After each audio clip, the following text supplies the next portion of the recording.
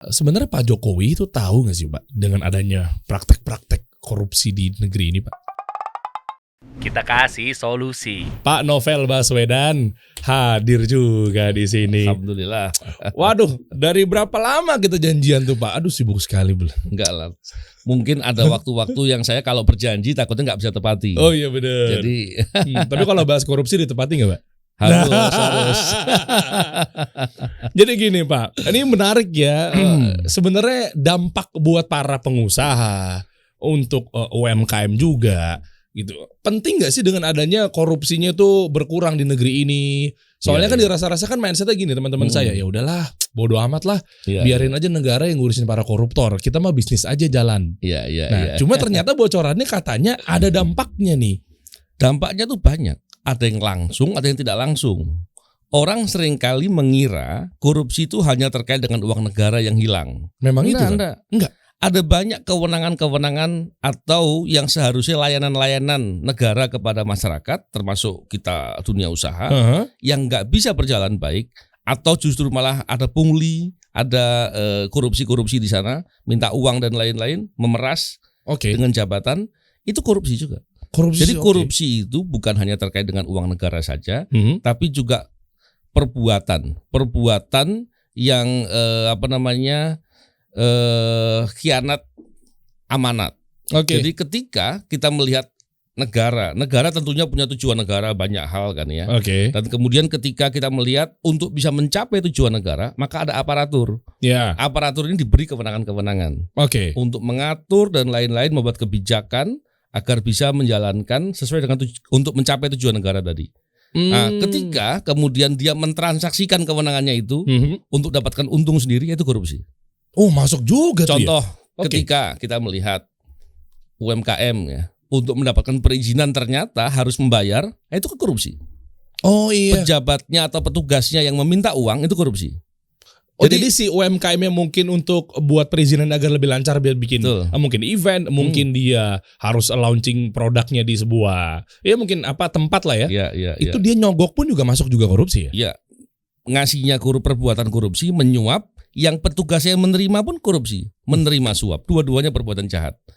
Nah, belum lagi ketika kita bicara terkait dengan begini. Praktek korupsi itu mulai dari yang kecil sampai yang besar. Kalau yang besar ketika kita bicara investasi contohnya. Ketika korupsi itu banyak, itu akan berpengaruh kepada indeks persepsi korupsi di suatu negara, termasuk di Indonesia. Indonesia indeks persepsi korupsinya rendah sekali. Indeks persepsi yang rendah akan membuat investor itu berpikir atau berhitung. Karena melakukan kegiatan usaha di tempat yang korupsinya banyak, itu ekonominya jadi biaya tinggi. Jadi dia tidak akan mau atau dia akan menghindari. Kita bisa lihat beberapa isu investor-investor besar memindahkan usahanya atau investasinya ke negara-negara lain yang indeks persepsinya lebih baik. Ini dampaknya juga banyak. Pasti akan berdampak kepada ekonomi sekitar dan tentunya nanti jauh-jauhnya akan berdampak kepada daya beli masyarakat dan lain-lain. Dan itu merugikan kita semua. Belum lagi begini. Seringkali kita melihat bahwa begini. Korupsi sekarang saya nggak berdampak ke saya gitu. Seandainya kita berpikir begitu, karena kita masih muda, kita masih bisa bekerja dan lain-lain. Ingat kita pada saat tertentu akan tua, dan kita memerlukan kehadiran negara untuk memberikan layanan. Dan ketika korupsi itu kemudian semakin lama semakin banyak dan kita tidak pedulikan, maka layanan negara tidak akan hadir ketika kita perlu. Belum lagi keadaan anak keturunan kita. Ketika suatu saat ternyata korupsi semakin banyak, investor yang masuk investor hitam. Maka dia nggak peduli sama lingkungan. Investor hitam maksudnya gimana tuh Pak? Investor yang tidak mentaati good governance, tidak mentaati hukum. Contohnya? Ketika dia masuk kemudian membuat perusahaan tidak mentaati tentang tata kelola lingkungan, kewajiban untuk menjaga untuk tidak mencemari, untuk mengolah pembuangan agar tidak merusak sungai dan lain-lain. Belum lagi ketika dia kemudian memilih untuk menyuap aparatur. Yang dengan menyuap itu maka dia tidak perlu mentaati kewajiban-kewajibannya. Itu akan bisa berdampak kepada apa? Kepada upah murah. Terus dan lain-lain. Upah tuh gaji maksudnya ya? Gaji ya. Gaji buat pegawai yang memang kerja di perusahaan tersebut jadinya ditekan tuh. Betul. Atau mungkin begini, ketika dia merasa ketika membuat usaha mempunyai kewajiban untuk membayar dan banyak hal lain lagi, maka dia akan masukkan di kos biaya dan akhirnya barang yang dia produksi harganya lebih mahal. Atau dia ngambil kos ngurangin dari biaya pegawai. Begitu akan menjadi ini contoh ya, dan banyak sekali dampak, dan dampaknya itu bisa langsung maupun tidak langsung. Oke, dapat nih guys. Saya pikir memang tadinya korupsi cuma urusan ngambil uang negara, makanya pengusaha apa urusannya? Dia mah bisnis aja jalan. Ternyata kemana-mana investor yang mau masuk jadinya ternyata ini dipersepsikan negara yang memang banyak koruptornya. Iya kan? Atau mungkin supply chain juga keganggu juga ya? Betul, pasti. Karena begini juga, kalau kita kemudian melihat bahwa kehadiran negara mendorong untuk masyarakatnya berproduksi contohnya. Ternyata negara yang mestinya mendorong untuk ada infrastruktur, untuk terkait dengan produksi tadi, atau mengarahkan, memberikan bantuan, keahlian, alat dan lain-lain untuk bisa memudahkan produksi, ternyata itu nggak dilakukan, maka jadi rugi. Begitu juga dengan transportasi. Coba kita lihat sekarang di Indonesia kalau mau mengirim barang ke Eropa berapa biayanya? Shipping dan lain sebagainya parah. Atau kita terkenal transportasi kita masih biaya tinggi untuk pengiriman barang dibanding negara-negara yang kemudian memang concern dengan itu. Itu kerugiannya banyak sekali, dan belum lagi ketika seandainya korupsi, atau bukan seandainya sih, sebetulnya sudah banyak cerita-cerita ya terkait dengan barang masuk contohnya. Negara punya otoritas, punya kedaulatan untuk mengatur barang-barang mana sih yang dibatasi masuk. Kenapa? Karena di dalam negeri juga ada produksi. Ada masyarakat yang mempunyai usaha-usaha tertentu yang itu perlu dilindungi. Kalau enggak dia akan kalah dengan importir yang memang sudah diberikan subsidi insentif oleh negaranya contohnya. Ketika itu yang terjadi dan kemudian dibiarkan masuk barang-barang tertentu membanjiri, contohnya baju baju bekas dan lain-lain. Akhirnya apa? Produksi dalam negeri kalah. Dan itu berat sekali. Ini contoh. Dan itu semua terjadi karena korupsi. Contoh lagi. Contohnya terlalu banyak. Nggak apa-apa dong. Nggak apa-apa ya. Justru di sini kita mau tahu. Artinya banyak audiens kita yang udah jadi pengusaha apa segala macam juga harus tahu langkah-langkahnya. Jadi nggak serta-merta dia kayak ngasal pola pikirnya apa segala macam. Contoh lagi peternak. Apa hubungannya Pak? Ketika ternak kita ini kemudian tidak diberikan perlindungan, impor daging banyak. Yang terjadi ternak kita kalah saing karena ternyata di beberapa negara tetangga contohnya Australia gitu ya. Itu ternyata biaya pangannya rendah sekali gitu. Dan ketika dia kemudian mengirim ke sini dan dibiarkan tidak mengikuti, sebetulnya negara sudah mengatur untuk ada kuota, batasan bea cukai gitu. Betul. Jadi kita sedang melihat bahwa ini bukan salahnya negara sebenarnya. Negara sudah mengatur, tetapi ada orang-orang di pelaku-pelaku di tengah yang kemudian membiarkan praktek-praktek itu terjadi. Yang rugi adalah masyarakat. Petani, perkebunan dan lain-lain itu akan berdampak. Karena apa? Permainan di level tentunya level pelaksana itu bukan sekedar di bawah, tapi sampai menteri kadang-kala ada bermain, walaupun jarang ya. Tapi itu bisa jadi terjadi. Pemimpin ketika dia memimpin suatu negara, tentunya ingin misi-misinya bisa berjalan. Tentunya ingin ekonominya tumbuh, produksinya bagus, kesejahteraan meningkat dan lain-lain. Dan itu semua misinya pemimpin ini tidak mungkin tercapai ketika korupsi terjadi di mana-mana. Nih seperti itu. Ini menarik nih Pak Novel. Gini, kita mulai dari sini dulu baru ntar mundur dikit ya. Nih, ada beberapa pertanyaan yang memang pas banget tadi bahas mengenai pemimpin. Lalu nanti kita mundur sedikit. Kenapa sih Pak Novel Baswedan ini kerap kali getol untuk bersuara tentang membongkar praktek-praktek korupsi di negeri ini gitu ya. Sebelum ke situ nanti gini, saya mau bahasnya dari hal yang memang ada unsur dari kepemerintahan kita. Gini Pak, ada kalanya mungkin saya pribadi ketika melakukan sarkas, sindiran misal dalam hal positif, terkait dari mungkin oknum-oknum polisi yang mungkin kita tahu bersama, kasus Sambo dan lain sebagainya. Atau apapun itulah yang memang disinyalir sangat dekat dengan Umaro, pemimpin kita. Nah, lalu ada juga yang bersuara yang mungkin dari sekitar, internal maupun eksternal gitu kan. Awas bang, lo kalau agak sedikit tajam ke kasus-kasus tertentu, Iya. misalnya oknum polisi yang kita Iya. sebut, kita tahu semuanya lah ya Sambo dan lain sebagainya. Nanti malah justru memantik jadinya mengujar kebencian kepada pemerintah. Iya. Orang-orang jadi tergiring, orang-orang jadi Oke. terpersuasifkan dengan adanya bener juga ya Dery ya. Akhirnya jadi terpancing girohnya, Memusuhi. jadi memusuhi. Ya. Bener nih polisi jadinya begini nih sekarang nih. Iya, iya. Oh ya, jadinya kan malah jadi membantu orang-orang jadi berpikir, ke-trigger, akhirnya dia jadi benci pada pemerintah. Ya. Nah, bagi teman-teman atau kawan-kawan kita, ikhwan-ikhwan kita dan lain semuanya yang memang memiliki pemahaman atau berakidah seperti yang memang yang kita pelajarin bersama bahwa kita harus taat sama pemimpin apa segala macam. Betul. Bagaimana cara membatasinya, Pak Novel? Artinya kami ingin bersuara dalam tanda kutip, walaupun bukan porsinya, Iya. tapi juga jangan sampai bukannya kayak gitu jadinya malah orang jadi benci sama institusi dan juga pemerintah. Iya. Jadi begini, yang pertama kita jangan mengkomentari sesuatu yang bukan pemahaman kita. Oke. Contohnya terkait dengan saya contohnya seandainya saya bilang ekonomi, saya Iya. bicara soal hukum kan bukan ilmu saya. Oh iya betul. Tapi Oke. ketika saya di bidang hukum, saya bisa membicarakan soal hukum. Dan terkait dengan hal itu, banyak ide-ide yang penting untuk disampaikan dalam hal untuk membangun kesamaan persepsi agar ada kepedulian. Contohnya, Oke. tadi contoh yang terkait dengan tadi ya, ketika kita membicarakan kasus-kasus oknum-oknum tertentu yang berbuat jahat contohnya. Oke. Terus kemudian kita membuat sindiran-sindiran. Pertanyaannya sindiran itu untuk apa? Oh, Kan gitu oke. kan? Oke. Kecuali memang itu suatu hal contohnya mendukung atau mendesak siapa yang punya otoritas untuk bisa melakukan kewajibannya dengan sebenar-benarnya dan sejujurnya. Itu bagus. Oke. Tapi kalau hanya menyindir dengan mengatai, saya pikir nggak perlu. Nah, batasnya di situlah. Kalau kita memberikan atau mendukung atau mendesak itu boleh Oke. dan itu bagus. Mestinya pemimpin juga perlu itu. Oh. Bayangkan begini. Oke. Penjahat itu kan pasti banyak. Iya. Mereka juga punya kekuatan, punya jejaring, punya sumber daya ekonomi yang besar, mungkin punya uang banyak gitu ya, dan mungkin punya kelompok-kelompok tertentu. Dan pemimpin ketika mau berbuat benar, seringkali kan ditekan juga. Ketika dia didorong, didesak, dan diberikan semangat untuk melakukan sesuatu dengan apa adanya, dengan keadilan, dengan kejujuran, itu justru membuat poin buat dia untuk bisa berbuat.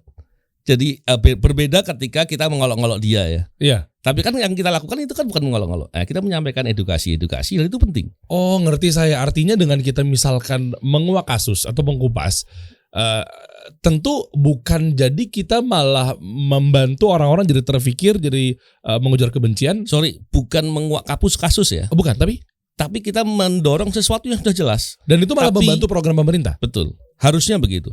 Karena begini, kalau kita mengungkap kasus ke publik itu malah nggak pas. Tentunya banyak saluran-saluran yang kita bisa sampaikan. Oke. Tapi ketika ada sesuatu yang sudah terpublikasi dan kita mendesak hal-hal itu agar ada proses yang jujur, yang adil, yang benar, itu menjadi poin buat negara, buat Oke. pemerintah. Harusnya begitu. Oke, artinya terbantukan juga ya. Terbantu. Soalnya kan justru dengan bentuk kita taat sama pemimpin, Iya. kita dukung program-program pemerintah Iya. yang memang lagi menjabat, itu justru pemerintah pun juga nggak mau adanya korupsi kan? Pasti. Karena ketika korupsi itu banyak, maka rencana, program, dan misi-misi yang telah dipersiapkan tidak bisa jalan. Exactly, I got it. Contoh ketika Ya. mau bangun jembatan. Oke. Ternyata jembatannya itu korup, dilakukan proses korup dalam perencanaan, dalam pelaksanaan. Apakah jadi bagus? Oh ya enggak. Apakah akan kuat lama? Ya enggak sih, Pak. Jadi beda. Kalau Oke. dibangun dengan bagus, dengan lebih jujur, dengan lebih tanpa korupsi, maka hasilnya akan sesuai bahkan lebih dari ekspektasi. Oh ya Itu dapat poinnya. Kan? dapat poinnya, artinya kita membantu memang literally dan ini the real dukung program pemerintah. Betul. Oh, oke. Nah, tapi sekali lagi saya bilang, jangan terus kemudian kita justru malah menyerang dalam konteks tadi yang saya katakan. Justru malah mengolok-olok ya. Atau sekedar menyampaikan yang sifatnya apa istilahnya nyinyir atau apa gitu ya. Iya. Tapi konteksnya ngejek gitu ya. Itu malah nggak ada poin plusnya barangkali. Bener. Tapi kalau kita sampaikan dukungan-dukungan dan mendesak itu boleh. Oh, Harusnya boleh. harusnya boleh, bener, daripada nyinyir tapi kosong ya. Iya. Cuma kayak saja ini oknum ini disebutin namanya, dijadiin meme apa segala macam, Iya. tapi nggak guna ente. Contoh begini lagi. seorang pemimpin atau pejabat di level apapun, dia sulit sekali untuk bisa mengetahui fakta-fakta sampai di bawah. Oke. Ketika ada praktek yang tidak benar di bawah dan kemudian praktek itu dikritisi dan disampaikan desakan-desakan untuk diperbaiki, maka harusnya pejabatnya berterima kasih. Kenapa? Karena dia telah diberitahu permasalahan dan kemudian dia punya kesempatan untuk memperbaiki. Oh. Kalau tidak sampai selesai jabatannya dia nggak sempat memperbaiki. Oh iya. Rugi buat dia. Iya. Oh, oke, dapat nih guys. Ya. Berarti memang bukannya mereka kan punya tim, Pak. Ya, tapi kan Tim pemimpin apa segala macam untuk mengetahui ke bawah kan layer-layer itu kan pasti mereka punya. ya, yang pertama layer itu se-efektif mana? Apakah apa mereka itu semua bekerja benar-benar? Yang kedua, apakah nggak mereka bagian dari masalah? Kan ada juga timnya yang kemudian ikut saling menutupi. Terus yang ketiga, dalam organisasi yang besar itu sulit sekali untuk bisa dapat sampai di bawah. Masa iya, Pak? Karena fakta untuk melihat keseharian nggak bisa didapat. Karena keseharian siapa yang mau bisa lihat? Dan cara ngukur ngawasinya gimana? Dari eksternal memang. Oh iya. Ngelihat itu sudut pandang helikopter view pasti posisinya tuh ada di luar. Betul. Iya kan, daripada di dalam. Contoh misalnya ada sebuah rumah, analogi ya, menurut versi saya. Di rumah itu mungkin dalamnya tuh kita nggak tahu udah nyaman, ada hal-hal yang mungkin negatif ya dianggap biasa saja. Bau-bau suasana rumah mungkin sudah nyaman, zona nyaman. Tapi dari luar bisa kelihatan bahwa ini kayaknya rumahnya ada yang nggak sehat nih. Hanya orang dari faktor sekitar tuh, luaran eksternal yang bisa menilai dan mengindikasi. Dan satu hal penting lagi, ketika sesuatu hal itu terbiasa kita memberikan informasi atau kritik atau hal yang sifatnya positif ya, yang sifatnya positif, itu akan membuat kalau dalam audit itu lingkungan pengendalian yang kuat. Contohnya begini, ketika kita ada di satu area gitu ya, dan kita ketika ada yang nggak benar kita tegur, jangan begitu dong. Maka besok lagi orang nggak mau berbuat yang salah. Karena saling mengawasi. Itu kalau dalam istilah audit yang saya pernah ikut pendidikan itu ada lingkungan pengendalian, dan itu menguatkan untuk saling tidak berbuat salah.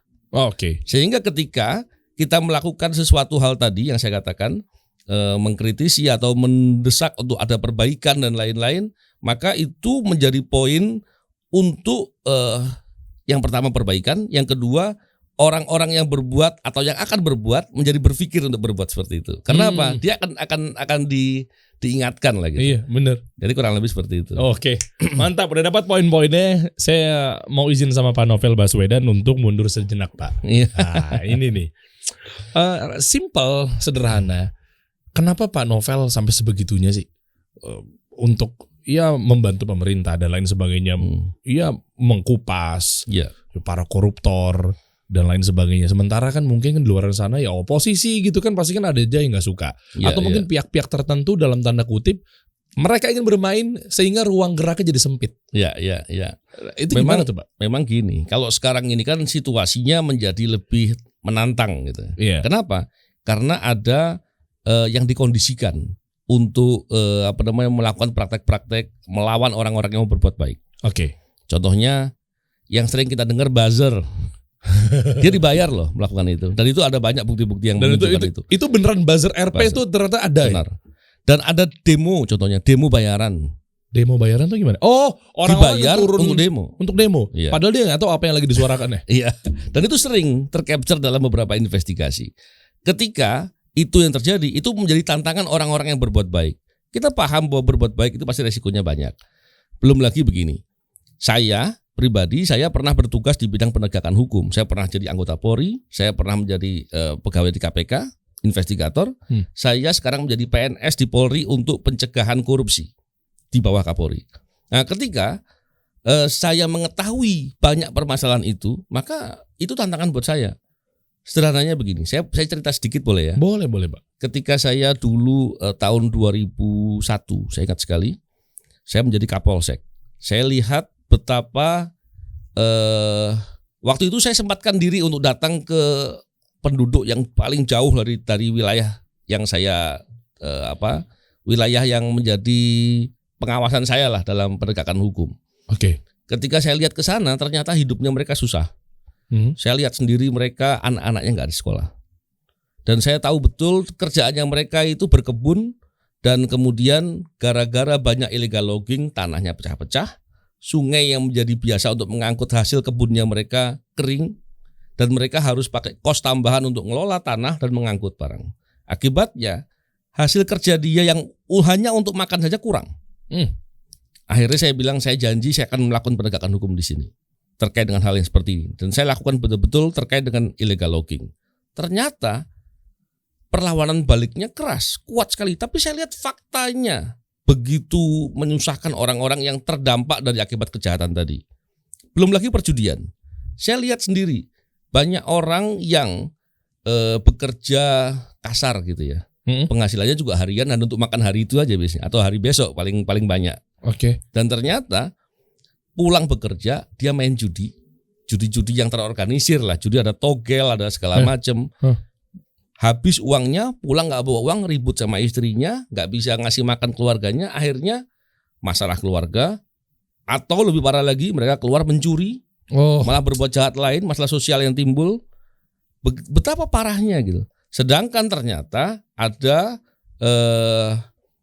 fakta-fakta yang menunjukkan bahwa beberapa pelaku-pelaku kejahatan itu ternyata setoran kepada aparatur, bukan cuma aparatur penegak hukum, tapi aparatur bidang-bidang lain juga.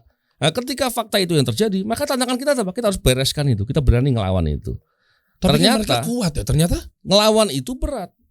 Betapa kesusahan yang timbul dan betapa akhirnya kita juga mendapatkan kesulitan ketika kita melawan, dimusuhi lah, dikerjai lah tanda kutip dan lain-lain. Pada saat tertentu saya sempat berpikir, ini saya teruskan apa ya sudah deh, saya terserah aja deh, saya ngurus diri saya sendiri, ngapain saya ngurus kepentingan-kepentingan lain atau memperjuangkan sesuatu. Tapi kemudian saya pikir-pikir lagi, kalaupun saya mendapatkan kesulitan karena memperjuangkan itu, berbuat itu, tentu nggak ada apa-apanya dibanding dengan orang-orang yang terdampak karena kejahatan itu. Oh iya lagi. Terus pertanyaannya, apakah kita mau diam atau mau berbuat? Kalau orang yang masih diam, betapa dolimnya dia. Betapa dolimnya dia. Dia punya tugas, dia diberi pengetahuan, dia punya pengalaman, dan dia diam saja. Kira-kira dolim. Oh iya sih. Iya dong. Itulah tadi jawaban tadi terkait dengan tadi. Kenapa kok kemudian saya terus mau menyuarakan, bahkan saya bikin YouTube sendiri untuk selalu membicarakan itu. Saya suka nontonin Pak. Tuh, ya kan nama channelnya Novel Baswedan, luar biasa. Ada Coach Rene juga di sini. Iya kan, Coach Rene kan hadir di sini juga. Iya. Iya tuh kan. Oh Masya Allah. Dan kita ingin mengajak orang bahwa satu hal penting sebenarnya. Ternyata tadi sebagaimana yang kita katakan bahwa korupsi itu mengganggu kehidupan, mengganggu perekonomian, mengganggu kegiatan kita sehari-hari. Satu hal penting lagi, ternyata korupsi itu merusak diri kita. Kok merusak diri kita? Kan kita nggak ngapa-ngapain, Pak. Nah, sama seperti gini, ketika orang korupsi, pasti itu bukan tiba-tiba terjadi dia korupsi. Oh iya. Tapi dimulai dengan perilaku-perilaku menyimpang dulu. Contohnya, belajar bohong. Oke. Jadi orang kalau korupsi pasti dia suka bohong. Itu pasti. Terus dia tidak amanah. Dia tidak peduli dengan kepentingan orang lain. Dia mikirkan dirinya sendiri. Padahal ketika dia mengumpulkan semua perilaku-perilaku tadi, akumulasi dari perilaku-perilaku tadi, dampaknya pasti rugi buat dirinya. Dan itu banyak terjadi. Jadi kalau kita melihat dari perspektif itu, justru sebetulnya kita ketika saya dulu ya, ketika bertugas untuk sebagai penyidik menangkapi para koruptor, saya niatkan bahwa saya tolong dia. Kenapa? Saya selamatkan dia biar tidak berbuat lagi. Masya Allah. Karena berhenti sulit sekali. Sulit sekali. Karena orang kalau sudah korupsi, dia hidup dengan kondisi yang tidak wajar. Mungkin gajinya 10 seumpama. Ternyata dengan korupsi dia gaya hidupnya 50. Kalau nggak korupsi kan dia sulit. Nurunin levelnya lagi. Sulit sekali. Belum lagi dampak-dampak lain. Kalau sudah terbiasa dan lainnya. Jadi sebetulnya kita bantu dia. Dan banyak lagi cara-cara untuk membantu itu. Wah, tahan dulu. Ini kalau nonton sampai akhir mungkin bisa dibocorin tuh Pak ya, cara-caranya. Tapi gini Pak, bagaimana dengan pemikiran saya pribadi menilai bahwa Pak Novel pengen memberantas para koruptor di negeri ini. Dan mereka kan juga pasti bergandengan tangan kan. Nah artinya susah banget satu, dan yang kedua pasti malah kita dikerjain balik Pak. Ya, begini. Itu gimana Pak? Mereka tuh kan kuat banget loh. Betul. Belum lagi sindikat-sindikat yang oknum-oknum yang ada di dalamnya. Yang pertama, kalau kita menganggap bahwa dia kuat banget, nanti jangan-jangan kita malah justru salah. Salahnya di? Karena kita harus tahu bahwa tidak ada sesuatu yang kuat, semuanya Allah yang paling kuat. La haula wala quwata illa billah. Ya, oke. Yang pertama itu. Oke. Yang kedua, kita harus tahu bahwa porsi kita itu berbuat. Oke. Yang berubah adalah Allah. Ya. Porsi kita berbuat. Kalau kita berbuat sekali belum bisa, barangkali Allah sayang sama kita. Oh, ini orang pahalanya masih kurang, dia kasih kesempatan yang 2 kali deh. Masya Allah. Ya. Ketiga kali, sampai 100 kali kita nggak rugi. Kenapa? Karena kita dapat terus pahalanya. Kalau kita bicara resiko, bukankah segala sesuatu terjadi atas kehendak Allah? Di luar itu nggak mungkin terjadi. Ya. Itu resiko apalagi yang kita pikirkan. Hati-hati harus itu bagian dari ikhtiar. Ya. Nah, ketika kita melihat dari perspektif itu, maka kita akan semangat. Bagi kita harus fokus dengan proses. Kita jangan mikir hasil saja. Ya. Walaupun hasil itu bagian dari perencanaan. Tapi tentunya kita jangan terus kemudian terpaku dengan hasil. Nanti kita putus asa. Belum lagi ketika kita bicara tadi terkait dengan ini koruptornya banyak dan lain-lain, mereka bergandeng tangan, mereka bikin jejaring dan lain-lain. Kita orang baik juga perlu berjejaring, saling mengingatkan, saling mengajak untuk ayo kita berintegritas, kalau kita punya akhlak yang baik, kita bikin karakter baik, karena itu adalah modal dasar untuk sukses di semua hal. Itu yang saya bicarakan di konten saya. Nah, hal begitu yang harus kita bangun. Paling tidak kita selalu memberikan keyakinan bahwa menjadi orang baik, menjadi orang yang tidak korupsi, itu keuntungan. Menjadi orang yang suka bohong atau tidak jujur, menjadi orang yang berbuat korupsi atau berbuat curang, itu mencelakakan diri kita sekarang, nanti, masa depan, berikut juga keturunan. Oke. Nah, itu penting. Ya, meskipun kita pun juga jadinya dicelakai. Pastinya. Karena kita mencelakai diri sendiri. Pada dasarnya kalau kita berbuat jahat kan kita dolimi diri sendiri. Ya, artinya ketika kita mengungkap kebenaran apa segala macam, artinya kan kita harus siap pasang badan, Pak. Pertanyaannya begini, apakah kita yakin kehendak orang akan semuanya terjadi? Oh, ya. Saya pernah punya banyak pengalaman. Saya pernah jadi komandan pasukan. Saya pernah ikut di kondisi konflik yang tembak-tembakan lawan musuh juga pernah. Oke. Di situ saya belajar bahwa takdir Allah begitu kokoh, begitu kuat sehingga saya nggak perlu khawatir. Seandainya pun saya dikepung sama 1 juta pasukan, saya yakin mereka tidak akan bisa bunuh saya. Kenapa? Karena mati saya di tangan Allah, bukan di tangan mereka. Allah. Jadi apa yang kita khawatirkan gitu. Jadi kita fokus dengan apa yang kita perbuat dan fokus untuk ibadah, itu jauh lebih baik. Oke, karena memang kita disiapkan di dunia ini untuk beribadah. Oh, Masya Allah. Tapi ada juga yang bermindset seperti ini. Kalau kita ngomongin masalah koruptor gitu ya, mereka korupsi. Mereka jago, kadang hitung-hitungannya lebih dahsyat dibanding hitung-hitungan pengusaha ketika ngatur cash flow. Ya.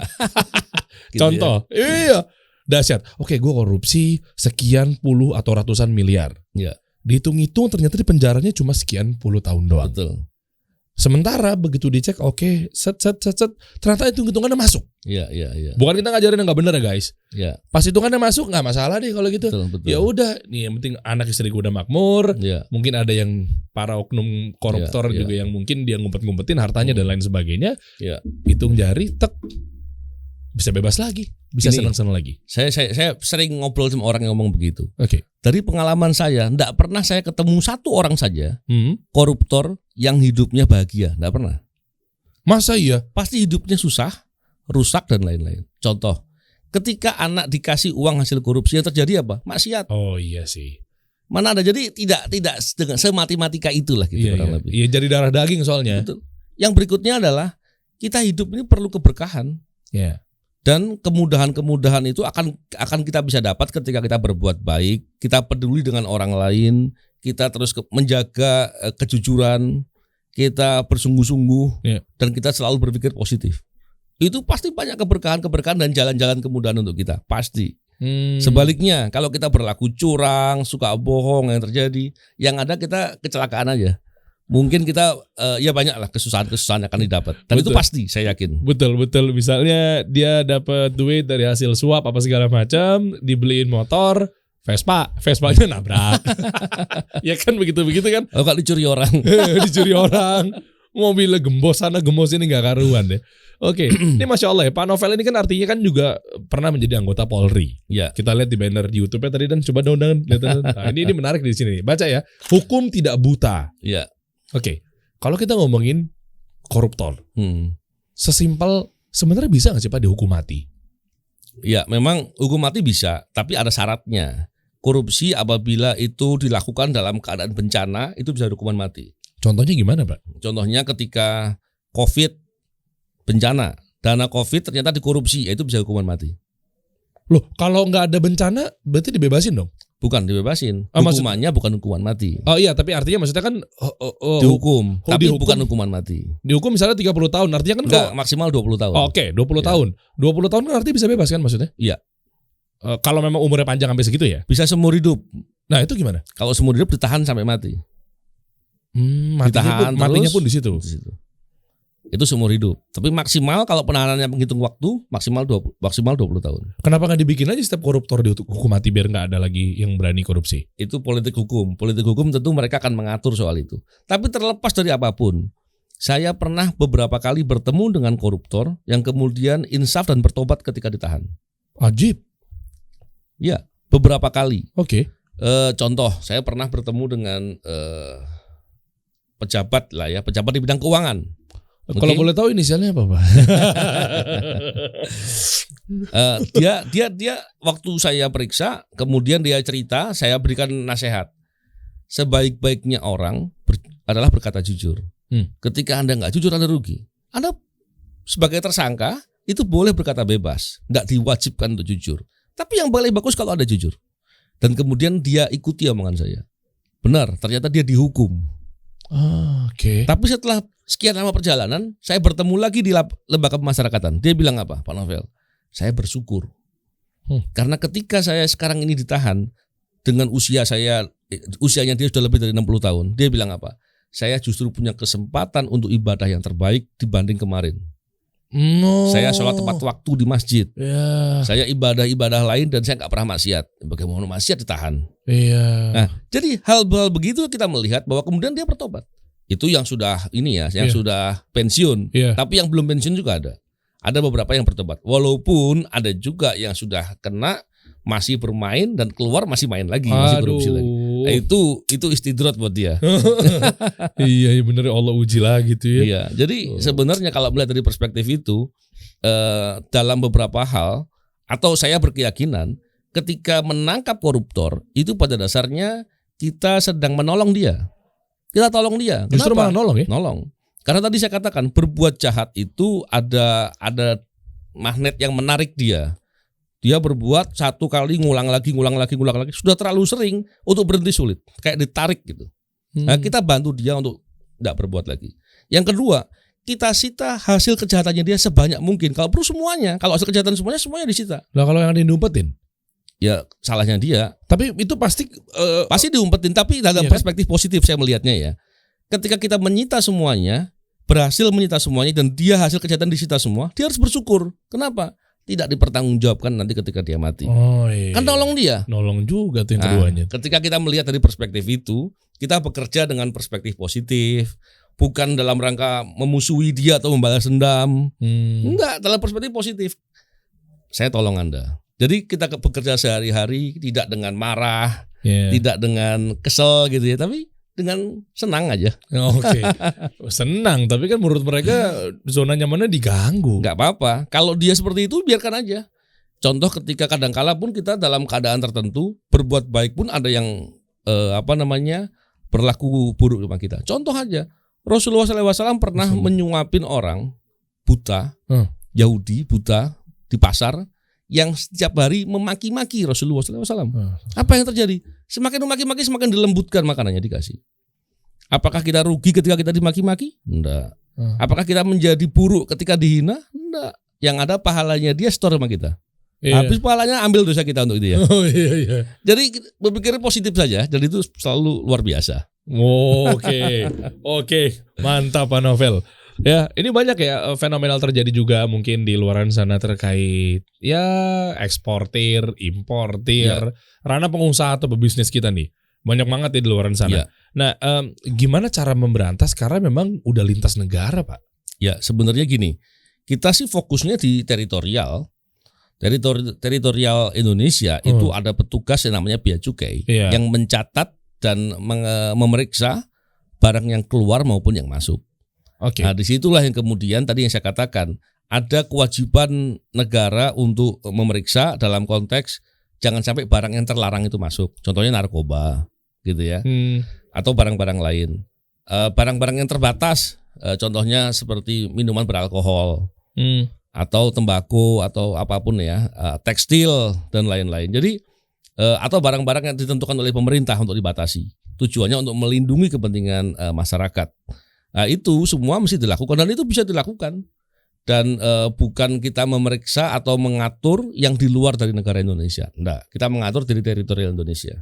Oh, dan itu bisa dilakukan. Bisa dilakuin ya, meskipun dia lintas negara ya Pak ya? Bisa dan penting untuk dilakukan. Kenapa? Karena tadi menjaga bukan sekedar pendapatan negara.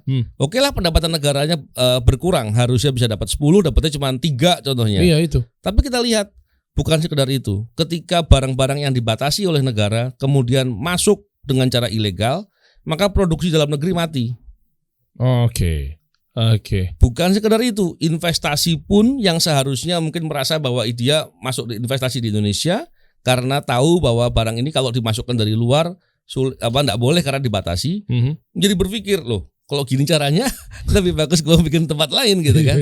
Dan lain-lain. Jadi kepentingan itulah, dan itu bisa terjadi masuknya ilegal itu ya karena praktek korupsi. Kenapa? Karena petugasnya sama orang yang melakukan biasanya masih kong kali kong. Tapi kalau seandainya dia tidak kong kali kong, bukan korupsi, itu kejahatan kepabeanan. Ada tindak pidananya dan kewajiban aparatur bidang itu untuk memeriksa. Dan memang itu gampang banget terjadi Pak ya. Suap menyuap di mungkin tadi misalnya di ranah apa sih misalnya bea cukai ya? Bea cukai. Itu prakteknya banyak dan sering dilaporkan. Jadi hal-hal begitu makanya kan penting kita untuk memberikan perhatian dengan hal itu. Dan tentunya di bidang-bidang pengawasan saya juga sering memberikan masukan-masukan kepada bagian-bagian pengawasan terkait itu untuk memperbaiki agar setidak-tidaknya mengeliminir lah. Kalau menghilangkan masih berat sekali karena faktanya masih banyak, ya paling enggak mengeliminir. Oke, mantap. Ini saya coba pertanyaan awam sekali nih Pak. Ini awam tapi ya memang dari kalangan memang bukan bidang saya gitu ya. Iya. Sesimpel sebenarnya Pak Jokowi itu tahu nggak sih Pak dengan adanya praktek-praktek korupsi di negeri ini Pak? Sulit sekali mengatakan beliau tahu atau tidak tahu. Oke. Tapi logikanya sulit untuk bisa tahu sampai di bawah. Mestinya begitu. Jadi kepentingan kita mendukung atau mendorong agar itu diperbaiki, kita pada dasarnya karena sayang kita kepada bangsa dan negara dan kepada para pemimpin. Karena apa? Karena pemimpin para pimpinan termasuk presiden ketika kebijakan-kebijakannya nggak bisa diimplementasi dengan baik, maka rugi. Tadi yang saya katakan prestasinya nggak akan kelihatan.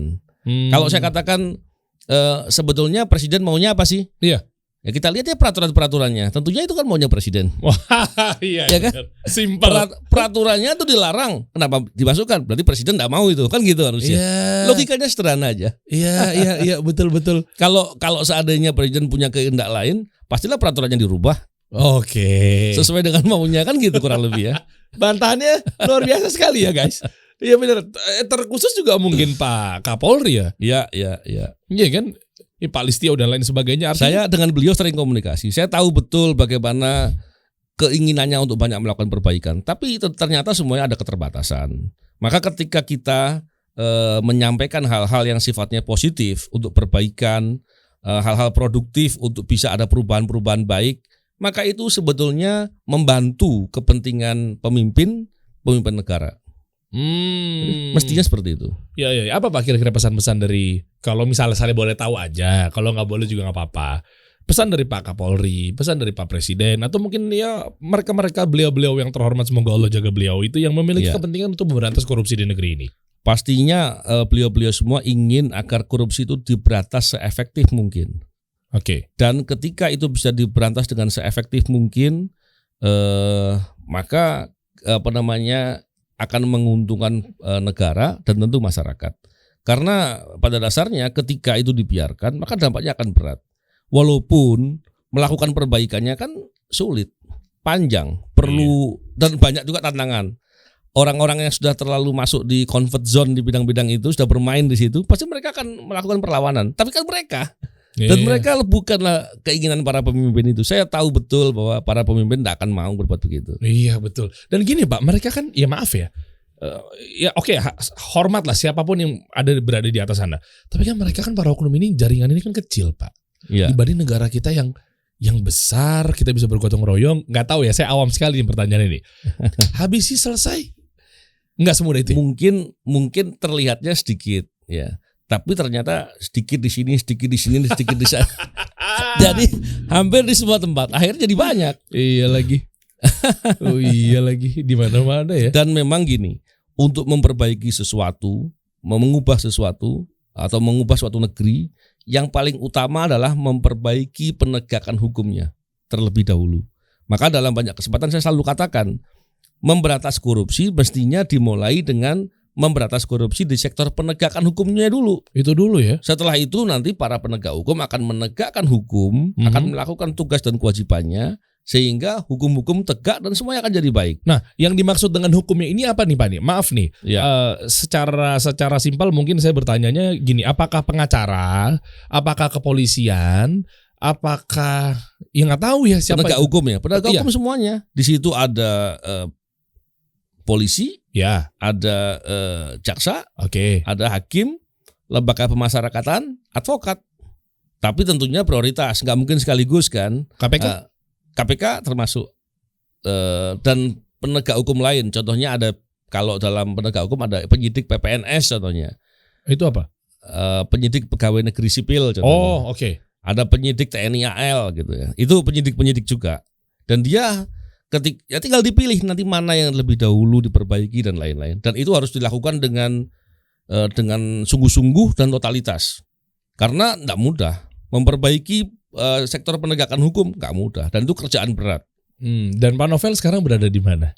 Sekarang Nah, ini saya kepo nih sampai sini nih. saya menjadi PNS atau ASN, aparatur sipil negara di institusi Kepolisian Republik Indonesia, tapi tugasnya adalah untuk melakukan pencegahan korupsi. Oh, Jadi Masya tugasnya Allah. seperti itu. Jadi fokusnya di sana. Makanya sesuai dengan apa yang saya lakukan selama Bidang. ini. Mantap. Apakah ternyata channel ini juga menyasar kepada hal-hal yang memang tadi disebutkan ya Pak ya? Ya, saya fokusnya Masya dua. Fokusnya membicarakan soal upaya-upaya pemberantasan korupsi atau anti korupsi, dan yang kedua adalah membicarakan soal integritas. Setidak-tidaknya kalau kita nggak mau berantas korupsi atau bertugas berantas korupsi, kita jangan menjadi pelaku. Yang kedua, kita menjaga integritas kita atau istilahnya karakter kita, akhlak kita agar menjadi orang yang jujur, orang yang amanah, orang yang selalu berbuat baik. Dan saya selalu meyakinkan bahwa itu adalah modal kita untuk sukses di semua urusan. Ya, catat tuh guys.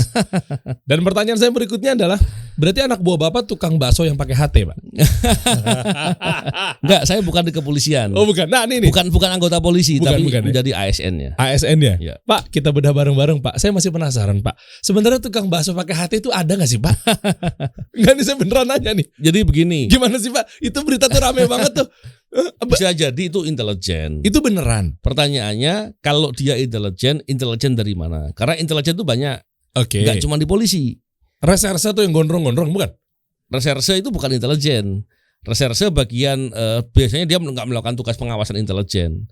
Dia melakukan penangkapan atas kejahatan kekerasan lah. Contoh yang gondrong-gondrong tadi ya, buzzer atau apa. Ya, itu. Tapi kalau yang intelijen yang disebut tadi ya banyak instansi yang punya intelijen. Contohnya intelijen yang ada di Badan Intelijen Negara gitu. Terus TNI ada BAIS ya. BAIS. Ya, badan saya lupa namanya. Oke.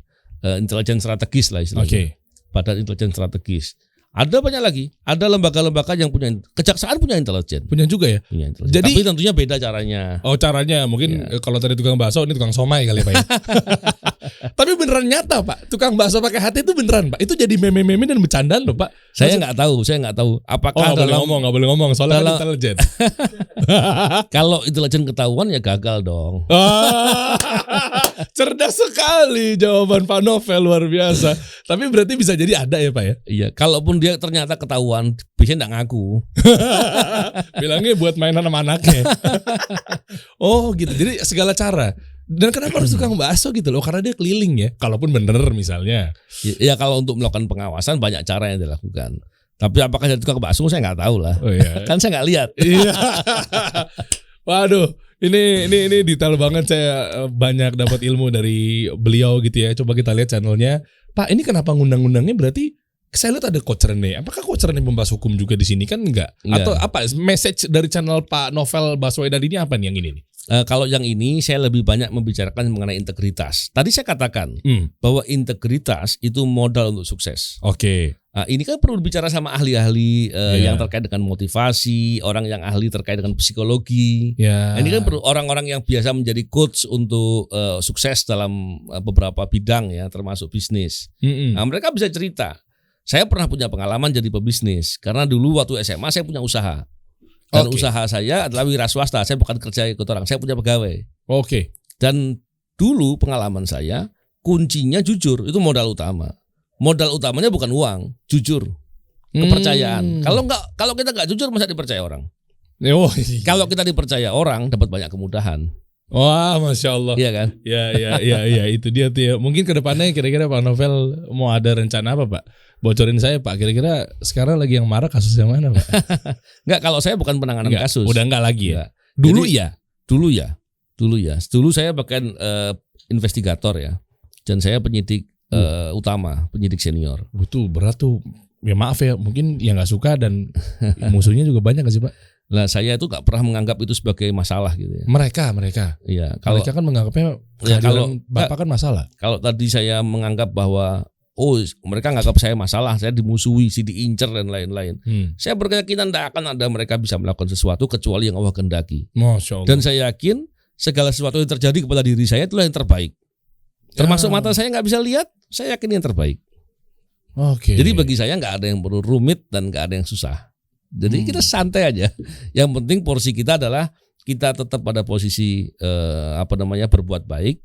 Kita tetap pada posisi mengerti bahwa kita tahu mana yang benar mana yang salah. Nah, kita mesti harus belajar itulah. Oke.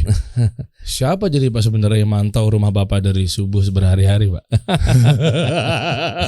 Mungkin dia tuh sayang mau jaga saya, jadi dia kirim orang untuk mantau. Pinggir julang sekali teman-teman. Waduh, Pak ada pesalam dari keluarga saya. Kakek saya rahimahullah Hamaminata Pak. Oh iya.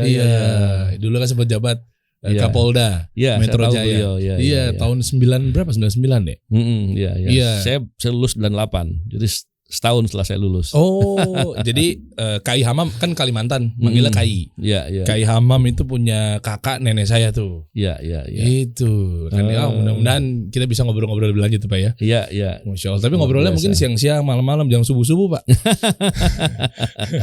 Ntar saya dicari juga nih ikutan. Kita kasih solusi.